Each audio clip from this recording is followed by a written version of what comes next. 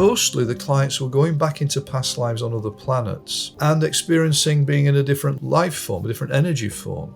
One lady was on a blue planet with a great deal of blue water everywhere, and they could float wherever they wanted. Everything was telepathic. The energy of love and wisdom was there all the time. If they wanted to sort of heal, they would bathe in this beautiful, clean blue water to actually wash away issues or problems or negative energies. My belief, there is a great awakening going on Earth right now, and I've never seen anything like it in my life. People are starting to wake up and become more spiritual. This hopefully will be enough to make the changes. I think we just have to hold the space and generate compassion and love and kindness, because energies seem to be changing. I think the vibrations of the Earth are changing, and we're part of that, and we're here for that reason.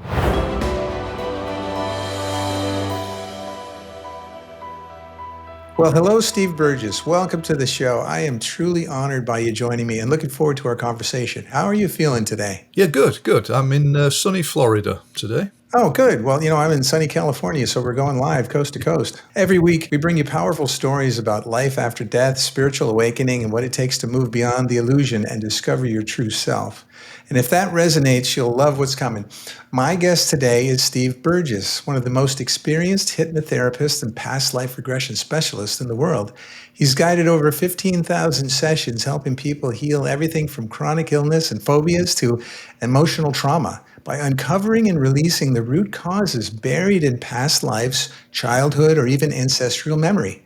So Steve is the author of several books, including The Adventures of the Hypnotherapist and Famous Past Lives, and he's the creator of the free YouTube channel Hypno for All, where he offers powerful healing recordings to people around the globe. Now today we'll explore how regression therapy works, why unresolved trauma follows us across lifetimes, and how Steve has helped people heal everything from migraines to cancer, even back pain from a past life as a soldier. You're going to hear that story.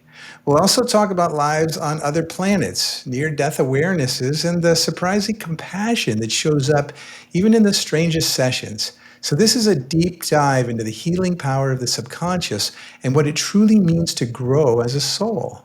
So welcome, Steve. I am so happy for you to be here today. The world of hypnosis and hypnotherapy and past life regression is known by probably some of the folks that are seeing this episode. But, there are many people that are coming into this at the last moment. And some folks really have the wrong idea, I believe, about hypnosis and what that really means. Now, you are the expert to clear all this up.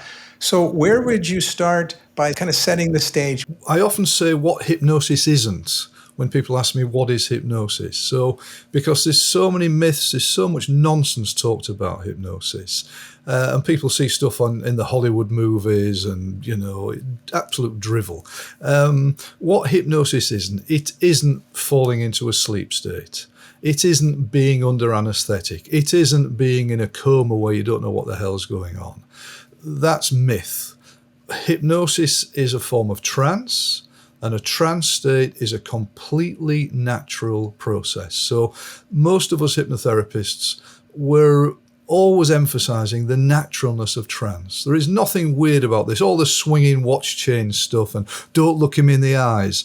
That's all part of Hollywood nonsense. Trance is a natural process. So we all go into trance totally naturally at least 24 times a day. So when we daydream, when we're driving on automatic pilot in the car and we don't realize how we've suddenly got here, when we are drifting into sleep, when we're drifting out of sleep, when we're reading a book, when we're watching a movie, when we're focusing on anything, when we're meditating, all of these are trance states. So when people hear the word hypnosis, they often have this shock horror thing. I'm going to be out of control and he's going to take over my mind. Nothing could be further from the truth. So what I tend to promote more than anything else is the relaxational element of hypnosis.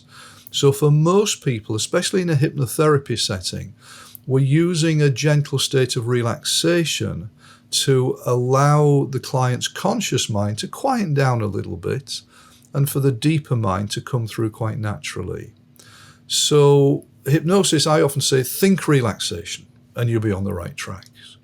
And anybody who meditates regularly is in hypnosis regularly, because hypnosis, meditation are sisters. They are both trance. You know, what's interesting is the fear of hypnosis, the word hypnosis, probably comes from the things you've seen on television, or if you've gone to maybe even a comedy show where the comedian was a hypnotist, Yeah. and they brought folks up on stage and they hypnotized them and they made them do embarrassing things. So it kind of feels like you're out of control. And if you haven't had the experience, you would think that you're going to be put under control, and so you would resist and so on.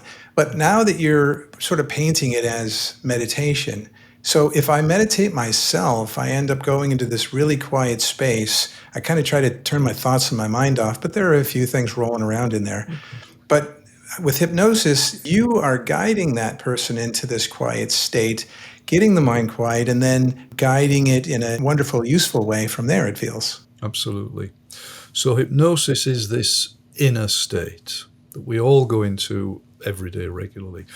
Therapy, as in hypnotherapy, is what we do to get the clients better. Now, the mind is very much like an iceberg. The tip of the iceberg above the waves is our conscious thinking mind. And as we're talking now, as you're listening, as I'm thinking about what to say next, I'm doing all that consciously. But beneath the surface of the waves is the vast bulk of the mind, the subconscious mind, or as you wonderful Americans say, the unconscious mind. This is actually around the 99.9% of the mind that we don't overtly use on a day-to-day basis. So this is one reason why hypnotherapy is so damned powerful, because we're using the powerhouse of the mind, the 99% of the mind. Recent brain research, and I don't honestly know how they came up with these figures, but some years ago, about 20 years ago, brain researchers said that the conscious mind, the thinking mind, the tip of the iceberg, takes on board about 50 bits of information every second, whereas the subconscious takes on board 11 million bits of information every second. So in therapy, would you rather use this or this? So this is why hypnotherapy can be so powerful. Now, allied to that is some people are naturally very good at hypnosis. About 25 to 30% of people have a wonderful ability to go into trance. In the same way that some people are natural sports people, some people are natural musicians, some people are naturally just very good in trance. And people who are good in trance, these are the people who the stage hypnotists will use to make fools of. Because most, if you get a lot of people up on stage, they wouldn't entertain going into trance with these horrible people that are making them do silly things. But somebody who has got an ability to go into trance, about 25, 30% of people, these are the people that the stage hypnotist will pick on and use. In therapy, we work with 100% of people. And there are 4 abilities at hypnosis. There are number ones, the very good people, 25, 30%. Number twos, some people are good at hypnosis. So we've got very good and good. Most people are average, which means that in a trance, the average trance experience is just a state of relaxation. Whereas somebody who's a number one will go a lot deeper into the experience. And a few people are number fours, they're just crap at hypnosis. It just doesn't suit them at all. And it's usually a controlling male, I'm sorry to say, but that's just the way of it. So the hypnotic state is there for everybody, but some people find it easier to enter than others. Is it the case that the number 4s are just paranoid and they're just resisting and fighting it, or is there really just something different about them? They're controllers. Yeah, they want that it happen, Nothing wrong with me. I don't need therapy. The typical tight-ass male, all men are control freaks. I'm sorry, not all men, it's a hell of an exaggeration. Dustin Hoffman, the actor, because most of my clients are female. Probably 75% of my clients are female. Women are much more open about doing therapy, working on themselves. And he was asked by an English chat show host years ago, you've been married to the same woman for 30 years, Dustin. What's the secret to a good marriage? And Dustin Hoffman, he said, I just realised that all men are controlling pricks. And that if you let the woman sort of run the relationship, then everything just runs so much more easily. So Men find it difficult more than women to let go. So these number 4s tend to be controlling males who don't want it, will resist. And everybody can resist going into trance. But, if somebody's doing that, then I can't help them. That's their problem. Right. And, I've seen before with a comedian on stage, and they bring 10 people up and they hypnotize them, and you can tell 3 or 4 of them, it didn't work. So he sends those off stage. But he also looks to the audience and says, raise your hand if you're whatever, and he finds there's various people in the audience that are deep in trance, and he'll bring them up also because they're the number ones, I guess, like you were mentioning earlier. Absolutely. Now, another dimension of this, let me ask you this question. There are so many millions of people, they drive home from work every night, their commute, and they're thinking about something so closely and whatever. They get home and they go, how in the world did I get home? They don't remember any exit or the roads or traffic or whatever. So conscious, subconscious, what's happening there? They're in trance. They're in the subconscious. They're in a form of trance, an eyes open trance. You and I are in trance now. We're in an eyes open trance. We're focusing on each other. So trance is a form of focus. It isn't always about having one's eyes closed and laying there with your tongue hanging out and dribble coming down the side of your cheek. So that's an eyes open trance. When we watch a movie, we're in trance. We're not thinking about having a pizza later or the email that we've got to write. We're focused on the movie. So trance, as I keep saying, is this natural process. But yeah, automatic pilot is, and I actually feel that people who drive an automatic pilot are probably safer because they're in the subconscious, and the subconscious is the 99% of the mind, which protects us anyway. So, usually you won't find people getting into accidents if they're just driving along in a and not focusing too hard. Conscious mind, very low bit rate. Subconscious mind, high bit rate. And I think from years 1 to 7, our subconscious is recording absolutely everything it can. And so the rest of our life, it uses that as playback to automate and control and sort of operate you in safe ways. Yes. Why are we built that way? Is it for that reason? Or is there other reasons? It could be that we are built that way from a safety perspective. Because, allowing the subconscious to learn everything as much as it possibly can learn in the first 7 years may help us to survive, and it may help us to stay safe. Interesting, though, what you said there, though, Brad, because the childhood, the subconscious is influenced by repetition. And this is very much the case. So children hear the same thing, they start to believe it. If you tell a child that he's stupid or he's shy, over and over, he believes he's stupid and shy.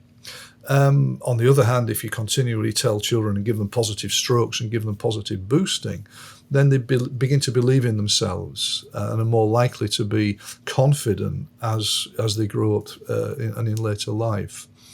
Quite a bit of therapy is done in childhood, as you obviously know. We do quite a lot of work healing the inner child. And there's actually a whole form of therapy called inner child therapy, which is wonderful therapy. Because we all have an inner child, and if our little boy or little girl is feeling unhappy or scared, that's how we live our lives as adults. So healing childhood is a very important process. If all that programming happens when you're a child through repetition, and later in life as an adult, you're acting that out, you're performing what you've learned. And when you identify it as a problem, sometimes you think, okay, it's going to take repetition to record over that sometimes. But there might be shortcuts. And it kind of feels like the hypnotherapy and the regression world potentially is a shortcut on readjusting that programming that was built on repetition through those younger years. Is that the case? Very much so. And standard hypnotherapy is based on what we call post-hypnotic suggestion therapy. So basic standard hypnotherapy is where we'll guide the client into trance and we'll feed the subconscious with positive suggestions. So, and get the client to imagine things and use visualizations as well. So, for example, if somebody comes with severe anxiety, we'll get them into a relaxed state and then tell them that from this time on, you're going to be feeling much calmer. You'll notice from now on that each day you'll feel more at peace with yourself. The things that used to bother you will now just relax you, etc., etc. So that's called post-hypnotic suggestion therapy. The vast majority of hypnotherapists, that's what they do. From my perspective, however, I don't feel that's deep enough. It can work very, very well for a lot of people. But my belief in therapy is that if a client has an issue, the issue, whatever the issue is like a weed that is growing up out of the ground. Now, many therapists will try and chop the weed down, and that can be very successful. However, if you don't dig out the roots, there's a possibility the weed may grow back again, or it grows back in a different way. So, for example, if we're working with depression, and depression, by the way, is not caused by a chemical imbalance in the brain, it's caused by a locked-in emotion. And if you dig out the roots, then the depression doesn't come back.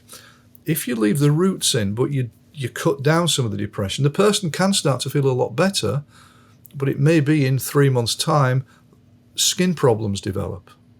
So what's called symptom substitution. So I've, for 30 odd years, worked extensively in regression in order to dig out the roots. And then the issue is solved, it doesn't come back. And we're not giving medical advice, but there are folks that would take a pill to try to mask maybe the symptoms they're feeling from those bad emotions. But you're saying go in and don't just, chop off the top of the emotion. Go do root cause on it. If you do root cause on the emotion, and you're saying that it sounds like I'm hearing that it's not in the conscious mind, it's always in the subconscious mind, where you have to go to identify it and even deeper to get to the root. Well, it can be both, Brad. I mean, there are consciously held memories as well, which can still be traumatic and still be causing us trauma. So we because when we're in trance, we're still conscious, we can work both with consciously held memories and unconscious memories. The regression model is that all of our issues as human beings come from locked-in feelings and emotions from past traumas. And when I say all issues, I mean all issues. And that can be phobias, anxieties, lack of confidence, skin problems, physical problems, sexual issues, relationship issues, you name it, obsessive compulsive disorder, addictions, depression, etc., etc. All issues. You don't catch an anxiety state, for example, by sitting next to somebody on the bus who's anxious.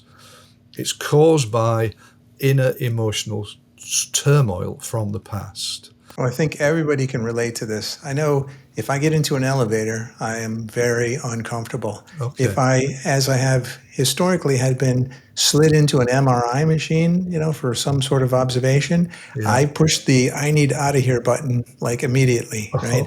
And so what happened to me in a past life? When we do regression, we're regressing back into 1, 2, or 3 areas. The first is this present lifetime. So for some of my clients, we work extensively in this life. Past lives are very, very important. And whether the world wants to believe in them or not, reincarnation is a reality. And if people really looked at it in sufficient depth, they would realize that this is not some sort of Eastern New Age belief system. This is real stuff. And the third area are our ancestors' lives. So we can inherit trauma from our ancestors in our bloodline, from parents, grandparents, great-grandparents, etc. So for some of my clients, we work in all 3 areas. For others, we may just work in past lives. In my previous book, The Power of Past Life Regression, I wrote about a client who had severe claustrophobia and severe anxiety. And she was actually a teacher. And one of her features of her anxiety was a need regularly to take big, deep breaths and yawn like that all the time. So every few minutes she was doing this. Now you can imagine, she's a teacher. Now you just mirrored me there. You went into trance a little bit. She's a teacher. You can imagine what the kids were saying about her. And we found that there were several past lives which were called, and bear in mind this lady didn't believe in past lives. You don't have to believe in this stuff for the subconscious to get you better. She went into the first past life where she was a young woman in medieval times living in poverty. And the bad men from the castle came and grabbed her, dragged her into the castle and enslaved her. She managed to escape, but then they found her and they raped her and buried her alive. So, of course, she couldn't breathe. So there's obviously a connection with claustrophobia, being buried alive and she couldn't breathe. She went into another past life in the Second World War, in the Blitz in London. And she was a young woman she was sick one night and couldn't, when the bombs were dropping, she couldn't get out of bed and go down to the bomb shelter. Unfortunately, that was a night that the bomb dropped and it wrecked her home. And she couldn't get out. It was there was fire burning everywhere, and she couldn't breathe, and she was trapped, obviously. One of the main elements of claustrophobia is feeling trapped. And so she died, and we released the energy in that death. I will say a lot of past life regression therapy is releasing death trauma. And so, and it isn't fun. Of course, it's not fun, but you can't die from experiencing a past life death. It's in the past. It's an energy. So we did several past lives, released the past lives, and her anxiety state, her claustrophobia, her need to breathe and yawn, completely healed, completely dissolved away. Well, I guess that feels exactly like what must have happened to me, because to me it's very acute. And I always sort of suspect that's the case. So now what's interesting is there's a lot of people watching this and they all have their different, fear or phobia or anxiety or whatever. And I think, like you're saying, it's going to be rooted somewhere in the deep subconscious. Could be from something that happened in childhood. Could be something that happened in a prior life. So you regress. Maybe you regress back to childhood, maybe to the womb, maybe to prior lives to figure it out. I think the part that's really interesting is then what? If you get to it, how do you exercise it out of your world so that all of a sudden you have no issue in an elevator or an MRI or whatever your phobia is? What is that process? It's about re-experiencing the trauma over and over until the trauma is released. It isn't fun, but it has to be done. So if somebody is dying in a past life from, just as an example, sometimes it can be dramatic.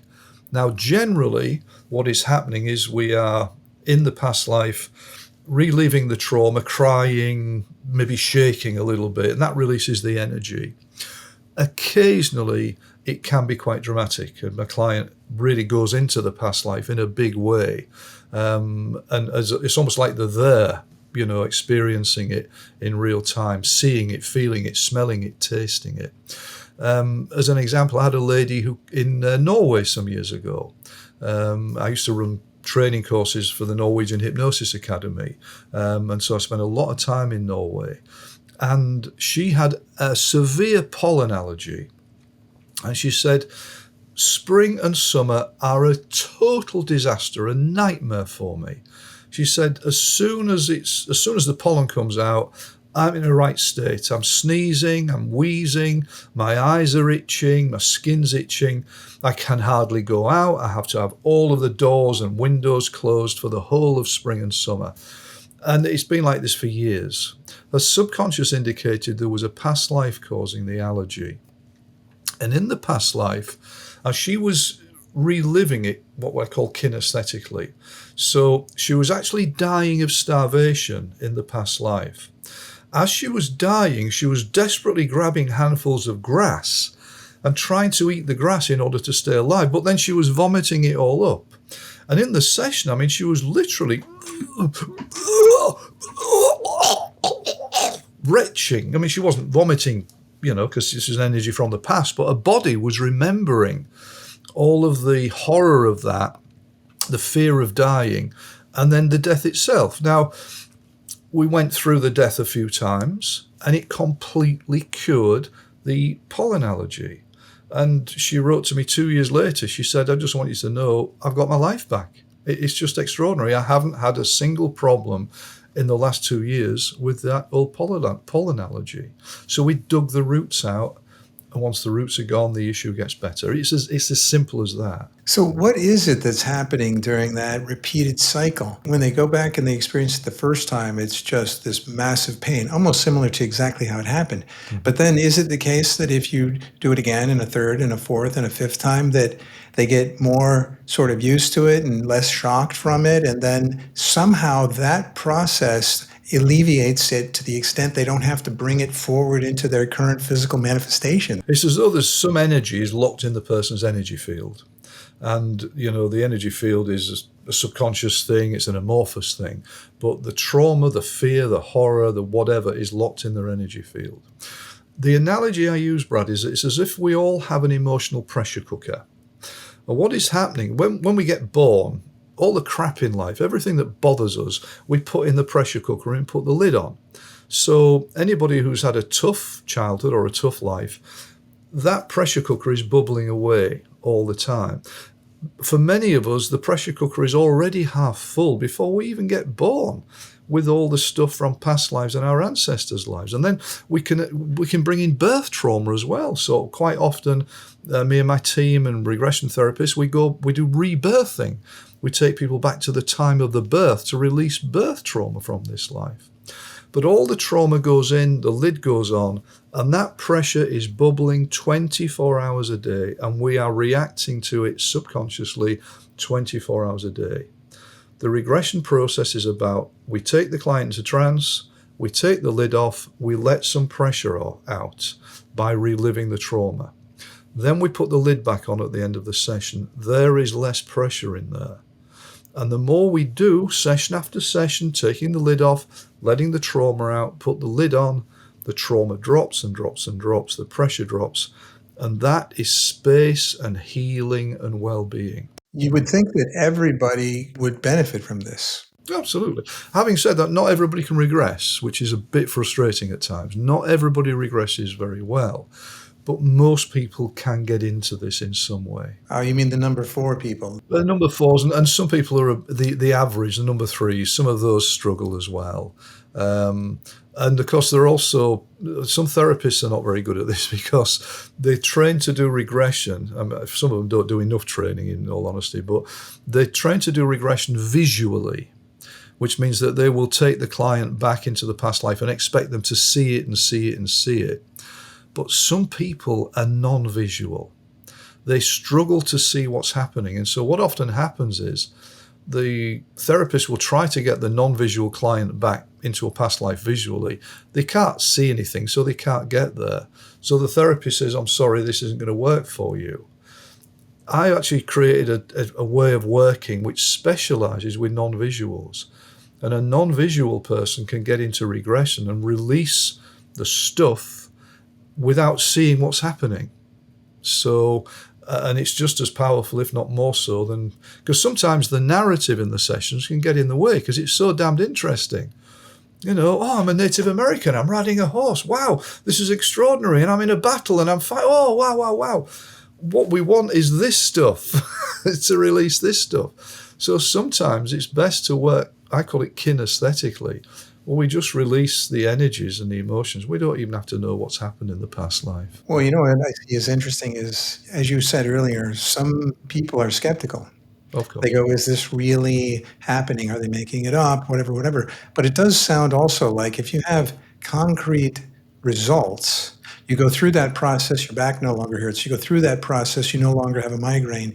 You go through that process, there's a direct correlation to benefit and release of emotion or even the physical connection that you always say. That to me kind of says there's something going on there. Now, I know there's another form of this also you may have heard of. There was this, there's probably many examples. One example was this young boy who was growing up and he liked to play with airplanes. And as soon as he got bigger, he could speak. He would actually, draw like the number on the airplane and write his friend's name down when he was in World War II. And he got older and the parents are going, what's going on here? So they researched what was coming out of their son, and they found that this actually was a pilot in World War II and, some Japanese dogfight, and he went into the ocean and died. And they went back and found photos and so on and so on and so on. You'd have to say in some ways there's no way this 2, 3, 4-year-old could ever have known this. So do you have that experience in that sort of perception of this field as well? What I will say for my work, I tend not to be looking for specific details. My work really is release the trauma or get an understanding from the past life, because that also can help to heal a person. And that for me is job done. But occasionally along the way, I have clients who do get specific information in sessions, which they can then go away and verify. One of the best examples for me is a lady who, in my first book, Famous Past Lives, who appears to, well, I don't say appears, she was the reincarnation of Queen Mary of England, Bloody Mary as we know her, the elder daughter of Henry VIII. And in the sessions, the specific historical details that this lady came through with as part of the narrative, and she was a housewife from Middle England. She'd never read or studied or even listened to anything from that. Well, she wasn't even interested in history, but certainly she'd never looked at anything from Tudor history. And I had to go away and ferret in history books, and everything she said was there in the history books. Now, I like history, and I know quite a bit about the Tudor and Elizabethan era, but I didn't know the details she was coming out with. How would she have known that if she wasn't the reincarnation of Queen Mary? So, it's when these specific details come through, and there are quite a lot of regression therapists who do go looking for information, and good for them for doing that. So that's not my path. My path is to get my client better. I'm not bothered about proving or disproving reincarnation. Yeah, I think the objective being to heal them should be everybody's sort of primary focus. I think what's interesting about the fact finding is that it helps substantiate the fact that it's truly happening. It is truly not made up. A few of those cases are kind of, nice poster child cases to show that this is very real. Now, everybody come on in here for help, because it really feels like it could help everybody. I know you had a couple other examples. One other one was the gentleman from Seattle. This is an American gentleman who I was working with him on his lack of confidence and his depression.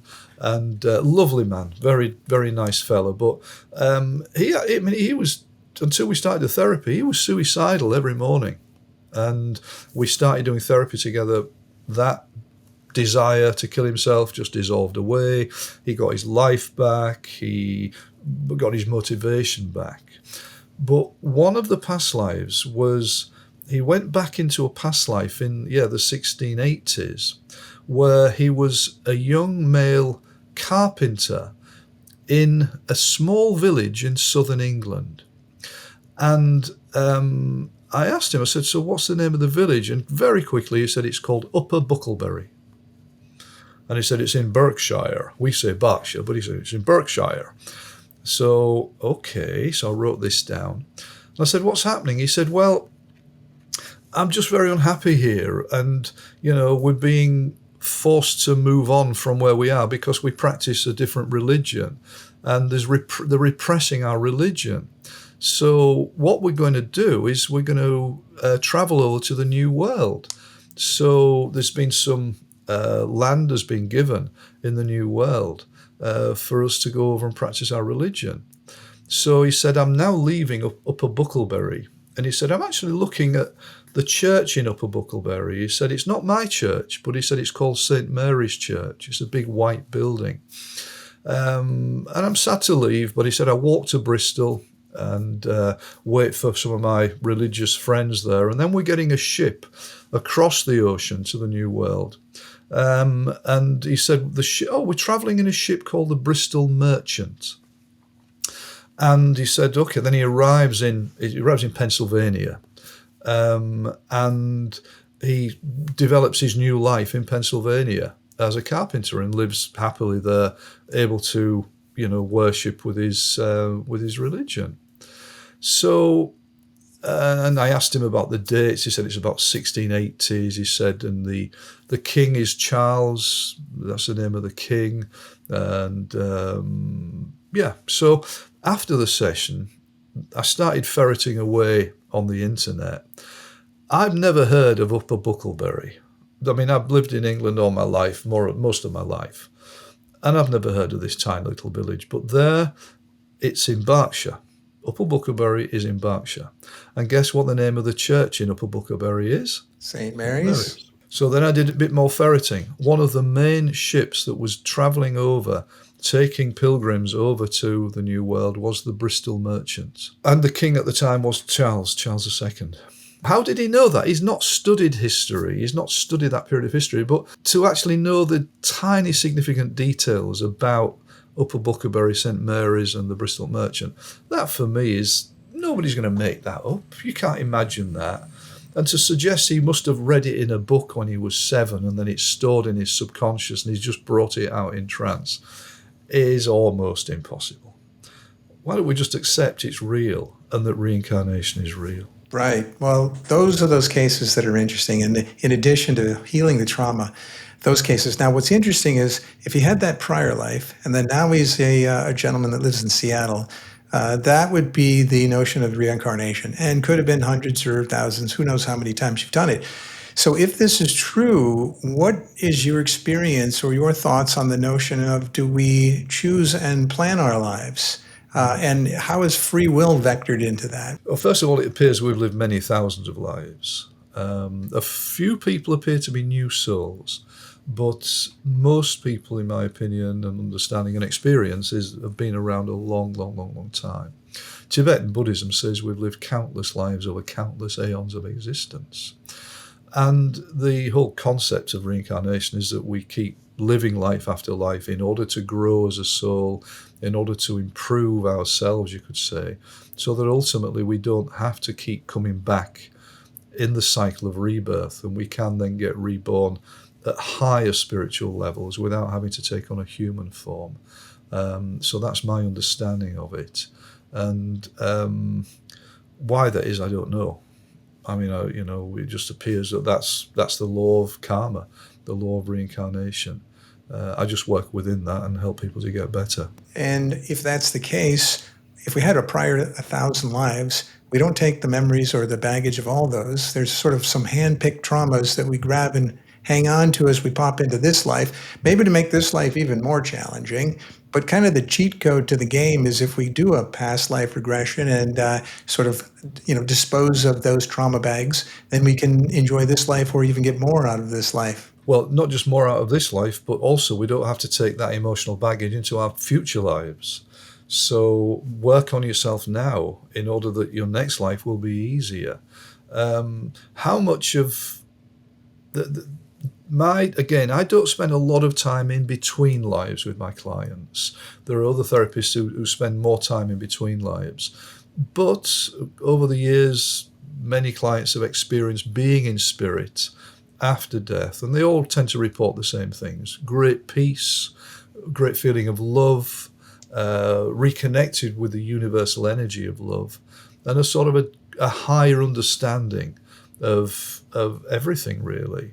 And often they go to halls of learning where elders care for them and guide them through the life they've just lived.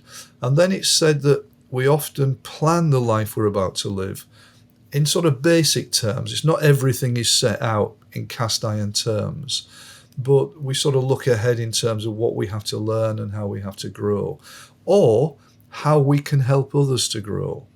So it isn't always about our life. It's sometimes about helping other people or other souls, you could say, who are close to us, to grow as part of their journey as a soul.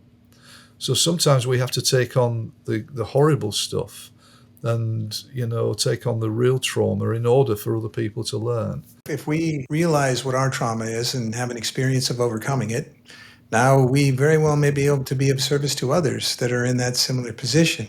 So that's great. And when you do choose the life and reincarnate and you have some sort of free will in there, you're coming into an interesting space. It's not just you here in your trauma. There's a lot of other souls wandering around doing the same. And there's some that are positive and some that are nefarious, aren't there? And I know there's a particular label you have for this place that we live in that's a little dicey. It's the Planet Asylum. Planet Asylum, yeah. Maybe we could talk about that and the notion of it in reference to even extraterrestrial sort of influence in this asylum planet that we're on. With the extraterrestrial stuff, one aspect is I've done not masses, but quite a bit of regression with clients who have had alien contacts. And that has either been a contact experience or an abduction experience. and I write about that in the new book. But maybe I think, which I haven't covered in the book, because this has only been happening in the last year or so, and this has been happening to me and my team quite extraordinarily at the same time. By the way, I have a team of regression therapists who I've trained in my techniques, and I pass clients on to them because I obviously am very busy, and they're all really good people. But we all went through a phase at the end of 2023, for the first few months of 2024, time after time after time, clients would come to us with issues.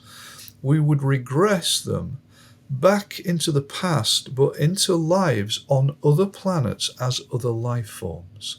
So not into human form in past lives. And it was quite extraordinary, Brad. It was like a trend. It was just happening week after week, day after day for all of us. Clients were coming with issues. I mean, one lady came, for example, with business blockages. So she was in France. She was wanting to set up her own company and her own business. And she said, I'm just getting blocked all the time. She said, there's just blocks, and what's going on? Now, regression therapy is usually very good for releasing blocks, because these are often blockages from the past which we're holding on to.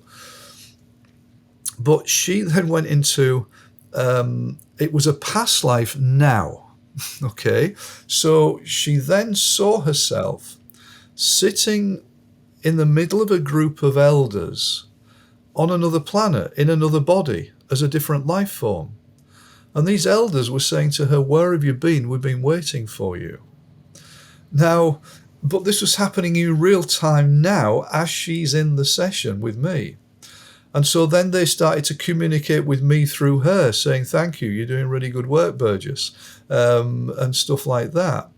Now, what she said is, what they're telling me is I need my chakras to be realigned, because that's part of the problem. You know, most of my trauma release work is taking people back into deaths in past lives, or going to battle and things like that, or dying from a horrible sickness, or somebody leaves you in a relationship and it breaks your heart. But this was, chakras needed to be redone. I said, okay, so let's start at the base chakra. And she said, oh, no, they don't want to do that. No, they're saying no, they want to start at the crown chakra. I said, okay. I said, thank you very much. So I said, well, let's imagine the colour violet. And she said, no, they're giving me a completely different colour for that. So, okay, so go with that colour. So she then went down through each of the chakras with different colours to the ones we know. Of course, normally, if I don't do a lot of chakra work, but usually you start at the base chakra and work up. In this case, there were different colours working down, and then the energy started to flow. And then she felt so free. Oh, so free. And they started to give her information. She started to download information subconsciously.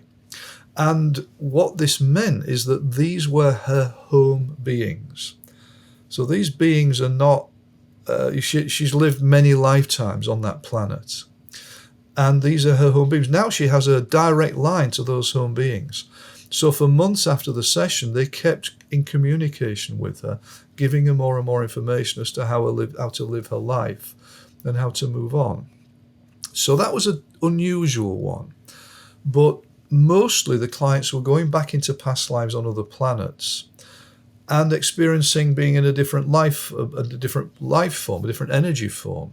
One lady was on a blue planet with a great deal of blue water everywhere, and she had it was a relatively physical body, which again was coloured blue, and they could float wherever they wanted. It was all telepathically, everything was telepathic. The energy of love and wisdom was there all the time. And if they wanted to sort of heal, they would bathe in this beautiful, clean blue water to actually wash away, issues or problems or negative energies. So, and I've had other clients who have been on other planets who have had their planets have been attacked by bad extraterrestrials. And they've had to fight, or they've had to run, or they've actually been taken over by bad extraterrestrials in the past lives. So now, okay, you can say this. How much of this is imaginary? We cannot tell, but all of my clients are normal people. I don't treat anybody who is a psychiatric case. I'm not trained to do that. So why does somebody come to me in order to get help with their anxiety state, and then they go back into a past life on another planet? It will get the anxiety state better, but why? There's no logic in them doing that. So for me, this is really just comes through quite naturally. They're not making it up. They're not trying to create some weird experience. It's a real experience that they are re-experiencing to get the problem better. Is there anything associated with the notion of there is only now that would factor in here? Do you think people are accessing past memories that are accessible and they can replay them? Or is everything happening now and they're actually accessing that experience that is happening now in another dimension? It could be that everything that is happening all at the same time. But A, that's a pretty mind-blowing concept, and I'm just a simple Englishman. But B, the subconscious treats time in a linear fashion. So if I'm talking to the subconscious about going back along a line of time into the past, that's how it sees it. So I honestly, I can't answer your question really too deeply on that, Brad. For me, I just treat time in a linear way because it seems that the subconscious does that. Well, that's actually a really good answer because we only have the ability to process it in a linear way. So the notion of everything is now is abstract. It's kind of easy or interesting to reflect on. But the fact is all we can experience is linear time backward, and then sort of what we're experiencing now and sort of guesstimates at what might happen. Yes. That's the rules of the game we're in right now, it appears. So that's actually a really good sort of definition and a reflection on that. And that's good because this next section that we're going into is called The Heart's First Whisper. And this is where I get to ask you a few questions that I've prepared ahead of time. And these questions are here to learn a little bit more about Steve. What do you think of that? Terrified, but anyways, good for you. Yes, fire away. Here we go. First one is what does self-love mean to you at this stage of your journey? I talk a lot about being at peace with oneself, and most of us are not at peace with ourselves. So my belief, and I've been spiritually aware for many years. I used to be a practicing Buddhist. I trained in shamanism. My spiritual practice now is non-duality, is oneness. And my belief is that if we're able to release our hurts from the past, we naturally begin to feel at peace with ourselves. When we're more at peace with ourselves, we are more able to be in love and to be love. And that is also to live love and to bring love into an energy of love into the world. So in a bit of a slightly pretentious, long-winded way, that for me is what self-love is about. It's about doing the work on yourself, healing your past, healing the emotional pain that you're carrying, which is blocking you, because that frees you up. When we're free, we're more at peace inside, and then love just comes naturally. We live in the energy of love. That's nice. So if we can accept love in, and we find ourselves at peace with that, we can then share in a loving way as well. Which brings up, the second question, which is, what brings you true happiness, no matter what's going on outside you? My passion, I'm in a beautiful relationship with a very wonderful and very loving lady here in Florida. And that brings me a lot of much joy. My passion, however, is classical music. And whatever is happening in my world, classical music heals my soul, feeds my soul, heals in a way that I can't describe. It rebalances quite naturally. It's a little bit like some people talk about forest bathing, being outside in nature, and that's always a wonderful thing to do. That naturally heals. For me, listening to classical music is what really feeds my soul. Well, that's a great answer also. Loved ones, classical music, the frequencies that come your way and resonate with you so well. There's this part of the sentence that says, no matter what's going on outside you. So let me challenge and drive this up one more notch. What do you think about the notion of sort of equanimity regardless of, activity? My spiritual path is something that I've doing my best to be in, which is non-duality, which is all about being. The non-duality, some people call it oneness. It's the theory of this, you could say, the philosophy is that there's no good, there's no bad, there's no wrong, there's no right, there just is. That everything is perfect. Whatever appears to be happening in the world is perfect. Now that's a tough gig when you're living in a human body, but the more one lives within that philosophy of oneness, and the more one does one's best to inhabit it, the more peace you have inside. And when you think of, Eckhart Tolle, of course, who speaks so beautifully about this, and also Rupert Spira, he was an English potter, with his brilliant teachings. So with non-duality, it means that whatever is happening, you embrace it, even if it appears to be really horrible. Now that is a tough gig, but just generally doing one's best to see everyone is the same. We're all connected. Nothing is separate. And to see other people as just reflections of ourselves. That type of approach helps us to become less reactive. And if we're less reactive, I think then we are just much more at peace anyway. Oh, yes. And also non-judgmental, sort of unconditional love. Absolutely. It kind of plays into, you mentioned Eckhart and Rupert, so I'm familiar with those two and so many more in that space. And they'll often say we're not the doer, And so there's also a gentleman, Wayne Dyer. He has a particular short story that he tells, which is he goes into his son's room and it's a mess. And he says to his son, you should clean this up. But his son has been listening to his dad long enough to say, Dad, I do nothing, yet I leave nothing left undone. So, he kind of got his dad back at that one, right? Because if you're not the doer, who's doing this? And there are no mistakes as well. So there's several theories out there, we're working on. But that brings us to an even deeper question, which is, what's the deeper meaning of life from your soul's perspective? In one way, doing the work on oneself so that we aren't carrying emotional baggage into the future and holding ourselves back. I believe, I'm going to look at it from a therapy perspective first of all. Therapy sets you free. Good therapy. It doesn't matter what the therapy is. It helps you to live your life freely. If we're living life freely, we are more in touch with ourselves, with others, we're more connected with others, and we're more at peace with ourselves, and we're more then living in the energy of universal love. So for me, it's about oneness. It's about recognizing that if I can bring love into the world in a small way, then that can make a difference to the collective. And so my belief is that for each of us, it's important to do the work on ourselves to heal inside so that we can embody love and be love.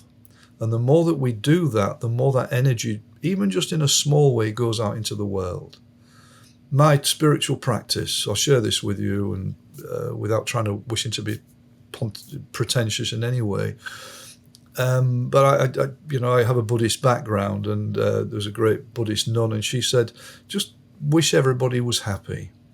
And so my spiritual path, my spiritual process is whenever I see people or when I focus into this, I just think, may you be happy. May you be happy. May you be happy. And if somebody's really struggling out there, I was at the gym a couple of days ago and this poor lady walked past, obviously struggling with a lot of stuff. And I just thought, may you be happy. I'm now also moving into just may you find inner peace. It may be that may you find inner peace is a better desire, a better aphorism than may you be happy. Because if we have inner peace, we are naturally happy. And the deeper meaning of life, to come here and have these experiences, bring in these challenges, overcome those, to find ourselves in a place where we have happiness, where we have joy, where we have love. Maybe that's the challenge, maybe that we're set out for as we're here. It's hard to say. Well, number 4, what does healing mean to you now, not just as a therapist, but as a human being? Just healing your stuff inside. Work on your stuff. Work on your inner baggage. Work to become more balanced. This is, Buddha's last words to his disciples. Work on your own salvation with diligence. Do it yourself. So my belief is that we all need therapy. And, just not just as a therapist, as a human being, we all need therapy. Because if we all become more balanced, the world becomes a more balanced place. And every time somebody has good therapy and becomes a more balanced human being, that tiny bit of improvement goes out into the collective. Maybe it's raising the vibrations of the earth. And does it help in this line of thinking to say, you can't change others, you can only change yourself? Good words. Yeah, good words. And also to be a good role model. To walk your talk. As a human being, as a therapist. I mean, I know lots of therapists they'll help people to stop smoking, but they're smoking themselves. It don't make sense to me. Live a clean life, live honestly, live a moral life, and live with love. Then you become a better role model for people. So I think that's very important. And does it help to have a perspective that I live 1,000 lives with reincarnation, and this is just one of them? I'm having this particular one for a specific reason. I've had 1,000 before, I'll have 1,000 more. Does that perspective kind of let some of the pressure off, do you think? Great words, really intelligent words, actually, those, Brad. Yeah, when we realize we are eternal, it takes the pressure off. And the good thing is also, just as one of the lovely side effects of past life regression therapy is people often lose a fear of dying. Because they know that all we're doing at the end of a life is taking off one set of clothes and next time we put a new set on. So that's a beautiful side effect. But we're eternal, so do the best you can, but don't put too much pressure on yourself. Oh, I like it when people replace the word dying with transitioning. Yeah, good words. Yeah, good word. Gives you another good perspective there. Yeah. And so number 5, has your own most difficult lifetime ever come up in your personal regression work? What I will say when I experience my past lives, because I still have therapy, I work on myself, I swap sessions with a very experienced therapist in the UK who was a colleague. Some years ago, I did some shamanic training and for a number of years, and one of the parts of the training, we did a 13-day enclosed retreat where we worked on ourselves in very deep and difficult ways to get rid of the energetic armor that's in our energy field. If you've got a lot of armor in your energy field, you're barriered, you're blocked, you're not free. And so this was 13 days. It was the most challenging thing I've ever done in my life, ever. And I came off that, and for a week afterwards, I was still processing the experience, and I was like a bear with a sore head. I was so grumpy all week. And my wife at the time, after about 5 days, she'd had enough of this. She said, Burgess, you're driving me mad. What's the matter with you? You're just miserable and grumpy. And I thought, I'm sorry, I am. And I suddenly thought, I'm still processing the retreat. And I said, something's coming up for me. My stuff is up. And I said, look, I'm just going to go into our bedroom, I'm going to take myself into trance, and I'm going to do some work on it. And so I guided myself into trance, and I went back into a past life where I was being hung, drawn, and quartered. And what was happening is I'd been betrayed by some man. And I went back through that past life death 7 times that night in order to release it. And it was at the end, once I'd released most of the energy, and I thought, right, I'm done now, I realized that the man that had betrayed me in the past life was my wife. So basically what had happened on the retreat, I'd emptied some of my stuff, but this past life had come up. Like the layer of past life had come up, and it needed to be worked on because obviously we were in a relationship together. So it was an horrible experience. I mean, it really was. I often say, when my clients go into horrible places, I've been there, I've done it. So, I've done my work and I've experienced this stuff. But again, what a relief afterwards to let go of that. It really was powerful stuff. And this goes to the notion of soul group. Do we have soul groups and we manifest and reincarnate together as a group with different roles and react? This is my character now, your character. I've agreed to do this good thing or this bad thing to give you that experience. Absolutely the case. Absolutely. There are clusters of souls. So if our soul is in the center, the souls around us, very close to us, are the ones that reincarnate over and over in close relationships. So parents, siblings, lovers, etc., etc.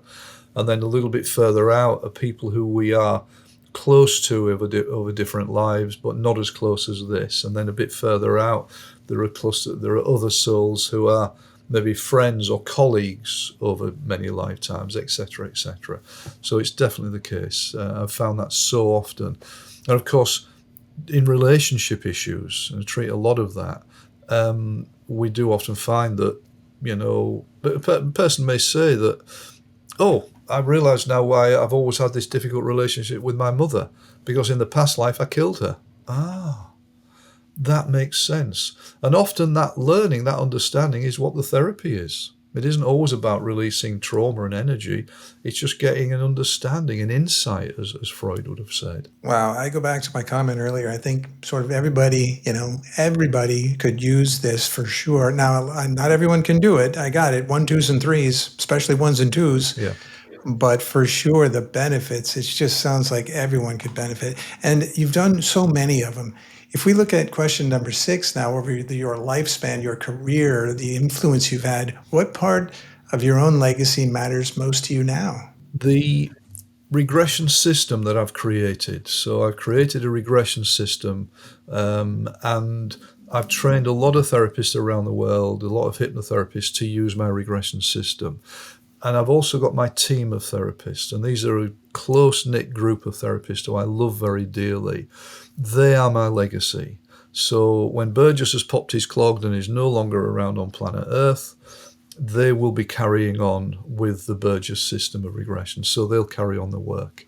That is so important to me, and that's my legacy. Not only being of service while you're here, but beyond this particular physical manifestation for you, those skills that you've developed, those procedures will continue to be of service. So that's amazing. Now, I would imagine a bunch of that is in the various books, the material, the YouTube site that you had. People can gain a lot of this. So we'll go back to that in just a minute. But, I just did want to follow up with the last question here for Heart's First Whisper. Is what does your heart wish more people really understood about themselves? In this world, everyone is so distracted by the issues that are right in front of their face. They're not seeing the bigger picture, it feels. I think it's a combination of understanding that we are eternal souls. And therefore, we go on and on and on until we improve. So I think it's partly about being eternal, but it's also about understanding that at our very heart we are love. The center of our being is love, natural, universal love energy. And when I think about, say, Buddha or Jesus, I believe that they didn't have the baggage that we have, or they did the work on themselves so that they released the stuff so they were non-reactive. And then they could just be that love energy. So for me, that I think is what I would recommend people to do, is recognize that you are love at your very core. It gets blocked as a result of our reactivity because of life and life events. But if we're able to reduce our reactivity, and there are not just therapy ways of doing that. Meditation, for example, is a wonderful way of calming one's energy field down. Listening to spiritual teachers who mean things to us, that's another way of moving beneath the reactivity and the hurt in order to get to that core part of ourselves. But of course, as a regression therapist, I would say the finest way of all is do regression and get rid of your stuff. Well, I like that. And I heard you say, the notion of being reactive. Oftentimes, if something triggers you, some people will even stop and say, what will Jesus do? And you just mentioned, Jesus, Buddha, others. they may have effectively released all of this baggage from them. And so they didn't really have any triggers left or ways to react in negative ways. Maybe they had unconditional love and the various things that potentially anyone could have if they did past life regression, hypnotherapy, and so forth. So with that, why don't you talk through that? How do folks, come to you to look at some of your material, available services, YouTube offering? My website is steveburgesshypnosis.com. steveburgesshypnosis.com. People can contact me through that. My YouTube channel is Hypno for All, HYPNO, the number 4 ALL. And I like people to go on that because there are 26 free hypnotherapy recordings on there. It's my way of giving back to the world, especially for people who can't afford therapy. And these hypnotherapy recordings to help with anxiety, with irritable bowel, with weight problems, with all sorts of things. Also on there are quite a few interviews that me and my team have done together about the regression process and different aspects of regression, including spirit release work and et cetera, et cetera. And there's also a couple of past life sessions that I've done on there live, which are videoed with one of my team members, where we work on her phobia of deep, dark water. And that's, just to give people a sample of the way in which I work and the way in which I allow the subconscious to do the work for the client. So that's Hypno for All. Facebook is The Power of Past Life Regression, which was the title of my previous book. And obviously The Adventures of a Hypnotherapist is my new book, which is out now. And I'm so pleased to have it out. I mean, it's been a long journey getting this to the presses. I am so pleased to have that book out there because it gives a much broader spectrum of the work that I've done over the years, including a lot of funny stories, some very quirky stuff, and some shocking stuff as well. So what I wanted to do was to, entertain and inform and shock and amuse at the same time. And I've been told that I've achieved that. So time will tell. Well, congratulations on the new book and really all your materials. And I think those 4 ways of not only educating, entertaining, shocking, and the whole bit, it's like, that's the way to keep people on the edge of their seat. I'm sure they're real page turners associated with that. And I'll make sure I put information in the description below that allow folks to find you and those materials for sure. Any final notes to the folks listening? My belief, and I can only talk about this as a belief, Brad, is that there is a great awakening going on Earth right now. And I've never seen anything like it in my life. I'm 108 years old and I've never seen anything like it in my life. There is a great awakening. And people are starting to wake up and become more spiritual. And because they're becoming more spiritual, this hopefully will be enough to make the changes. So in a way, we don't have to do a lot. There are people out there who are fighters, but I think we just have to hold the space and generate compassion and love and kindness. And as you used the word earlier, equanimity. I think that is what will do the trick to see us through, because energies seem to be changing. Are there extraterrestrials up there who are going to help us? Perhaps so in a few years, but we can't rely on that. For me, I think the vibrations of the earth are changing, and we're part of that, and we're here for that reason. I just hope I haven't sounded too pretentious. I'm just a jobbing therapist who's here to get people better. And I don't actually, to be honest, Brad, I don't usually talk about myself very much at all. And you've really teased a lot of stuff out of me today. This is very unusual for me. So, no, I just think, I just think do the work. Do the work on yourself. We can all do work on ourselves, even without seeing a therapist. But don't just sit vegetating in front of the TV all day long.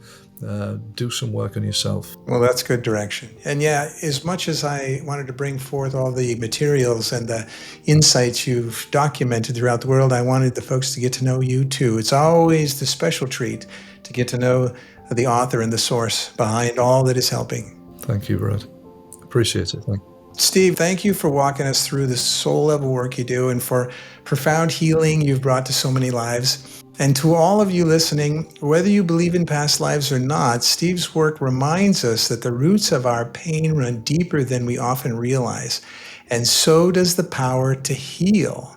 So thank you, Steve, for your time today. I really appreciate it. Thank you so much, Brad. It's been a real pleasure. Thank you. And thank you for joining us on this profound journey. If you found this conversation enlightening, I'd love to hear your thoughts in the comments. And if you're enjoying this kind of content, consider subscribing and sharing it with someone you care about. And until next time, keep questioning, keep exploring, and go beyond the illusion to discover your true self. Take care, everyone, and bye for now.